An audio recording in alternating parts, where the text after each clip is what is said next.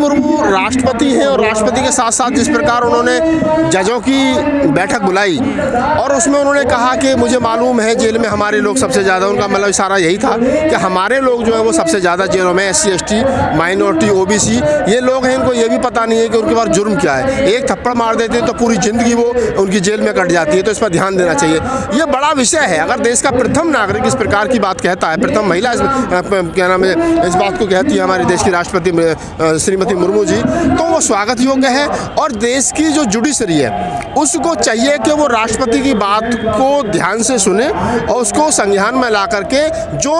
छोटे छोटे जुर्मों में जो जिनको बेचारों को पता भी नहीं कि वो क्यों जेल के अंदर हैं, या उनके पास अच्छे वकील नहीं है, या उनको पता ही नहीं सिस्टम है क्या, और वो जेल में है, तो चाहिए सुप्रीम कोर्ट को इसमें संज्ञान लेते हुए, डिस्ट्रिक्ट कोर्टों को संज्ञान लेते हुए और जो हमारे हाई कोर्ट उनको संज्ञान लेते हुए ऐसे लोगों को जल्द से जल्द रिहा करना चाहिए ताकि जेलों पर भी वजन कम हो और जो निर्दोष लोग जेल के अंदर हैं वो बाहर आ सकें। तो क्या लगता है न्यायपालिका को भेदभाव रहा है? देखिए न्यायपालिका में तो भेदभाव है ही है ऑलरेडी, इसमें कोई दो राय है नहीं। न्यायपालिका में एक ही जाति के जज, हाई कोर्ट सुप्रीम कोर्ट में एक ही जाति के जज हमेशा से उठता रहा, जो कलरिज्म सिस्टम है उसको लेकर के हमेशा सवाल खड़े होते रहे। तो ये कहीं ना कहीं तय है कि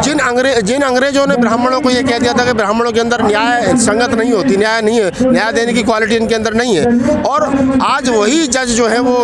99% हाई कोर्ट में बैठे हों, तो ऐसी स्थिति में आप कैसे कह सकते हैं कि वहाँ पर न्याय आपको मिलेगा? तो वो एक ही जाति के जज, वही मारने वाला, वही बचाने वाला, वही वकील, वही न्याय देने वाला, तो वो न्याय देगा किसको? तो न्याय उसी को देगा जो न्याय जो क्या नाम है उसकी जाति का। तो जाति भारत के अंदर बड़ा फैक्टर है। तो जाति के आधार पर न्याय मिलता है, जाति के आधार पर नौकरियाँ मिलती हैं, जाति के आधार पर मार्कशीट तैयार होती है, जाति के आधार पर सारा सिस्टम देश के अंदर है। तो आप समझिए कि द्रौपदी मुर्मू जी का जो दर्द है वो बड़ा मार्मिक है और उस पर हर भारत के नागरिक को, समझदार आदमी को, वो चाहे किसी जाति का है किसी धर्म का है, उसको चाहिए कि उसका समर्थन करें और जजों को खासतौर से चाहिए कि वो राष्ट्रपति के इस बात का को ध्यान से सुने और उसमें वो क्या बेहतर कर सकते हैं इस पर उनको करना चाहिए। आपको नहीं लगता राष्ट्रपति ने सरकार पे प्रश्न चिन्ह छोड़ दिया? बिल्कुल, सरकार पे प्रश्न चिन्ह क्यों छोड़ा है? मैं तो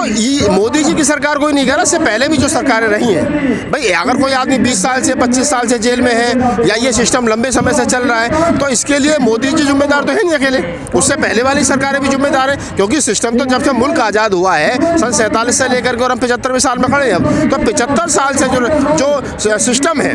वो सिस्टम जिम्मेदार है उसके लिए, वो सिस्टम जिन लोगों ने बनाया है, वो जो लोग सिस्टम में बैठे हैं वो लोग जिम्मेदार हैं। अगर द्रौपदी मुर्मू जी इस बात को कह रही हैं और उसके बाद में बहन कुमारी मायावती ने जिस प्रकार से उनकी बात को आगे बढ़ाया है, ये बहुत ही मतलब एक तरीके से मैं कहूँ कि बहुत ऐसा मुद्दा है कि जिसको हर आदमी को, मैं तो अगर बहन जी बोली हैं, अभी और भी लोगों को इस पर बोलना चाहिए। तमाम देश के नेता जब तक इस पर बोलेंगे, जब बोलेंगे तो फिर मुझे लग रहा है कि दबाव बनेगा। आप जैसे लोग हमेशा कहते रहे कि जेलों में दलित मुस्लिम है,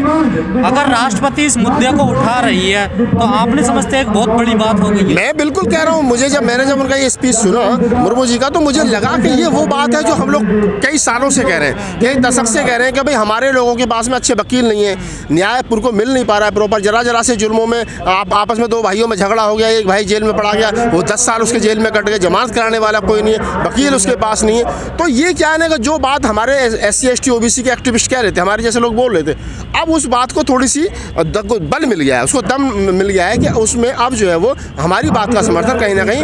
राष्ट्रपति जी भी कर रही हैं। तो ये एक बड़ी बात है, क्योंकि हम जो बोल रहे थे, देखिए इसको समझिए गजेंद्र जी, आपकी बात वही आदमी कहेगा जो उस दर्द को महसूस करता हो। तो SC ST का जो दर्द है वो SC ST का आदमी बेहतर महसूस करता है, और क्योंकि जो हमारे देश की राष्ट्रपति हैं मैडम मुर्मू जी, वो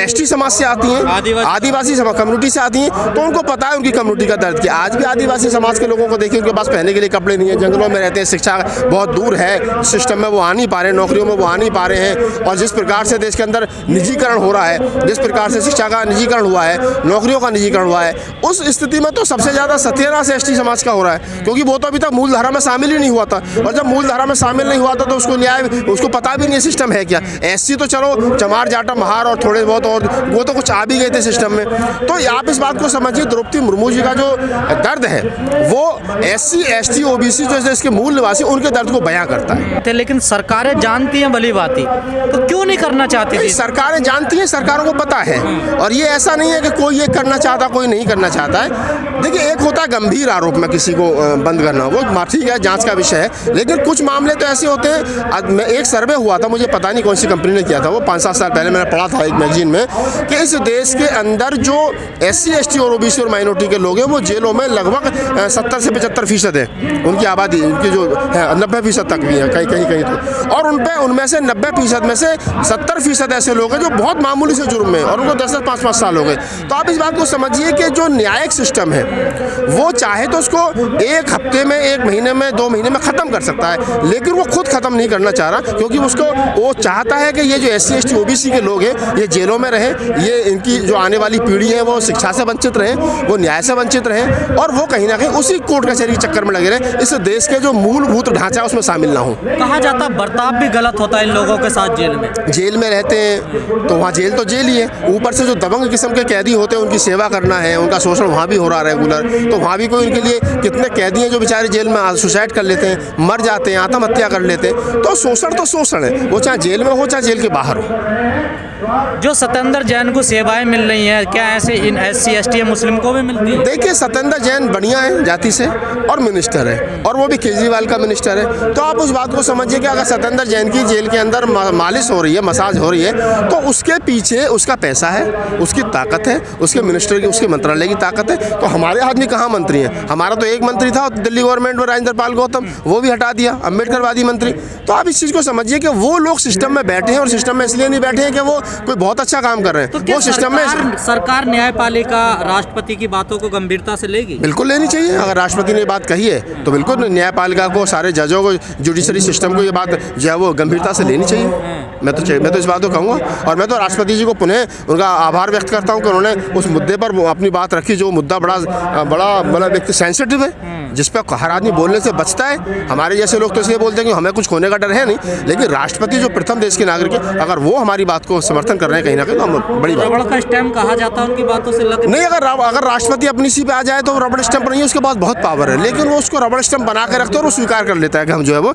रबड़ स्टैम्प है। उदाहरण के तौर पर एक हाथी होता है, हाथी का जब बच्चा होता है ना तो उसको मोटी मोटी जंजीरों से बांधते हैं, और जब वो धीरे धीरे बड़ा होता चला जाता है तो फिर उसे रस्सी से बांध देते हैं, फिर उसे आदत बन जाती है कि वही वाली मोटी वाली जंजीर है। तो राष्ट्रपति के पास में ताकत बहुत है, लेकिन वो कहीं ना कहीं राष्ट्रपति जी को ये रहता है, कोई भी राष्ट्रपति हो उनको ये रहता है कि नहीं मैं तो प्रथम नागरिक हूँ, मैं तो मतलब, तो वो कहीं ना कहीं अपनी पावर का इस्तेमाल नहीं करते। हमें वो दौर भी पता है जब KR नारायण साहब ने अटल बिहारी की सरकार को ललकारते हुए कह दिया था कि अगर आपने संविधान के साथ छेड़छाड़ की तो देश पे रोडों पर खून बहेगा, और उनको कितनी बार वापस कर दिया था। तो अगर राष्ट्रपति अपनी ताकत का इस्तेमाल करना चाहे तो वो बहुत कुछ कर सकते हैं। राष्ट्रपति जिस भाषा में बात कर रही बड़ी भावुक, लगता दर्द बहुत गहरा है। नहीं बिल्कुल, मैं बता रहा हूँ, उस कम्युनिटी से आती हैं, उन्होंने देखा है, उन्होंने कहा कि मैं पूरा देश घूमी और मैंने देखा कि किस प्रकार से अपराध होता है। तो आप समझिए ना,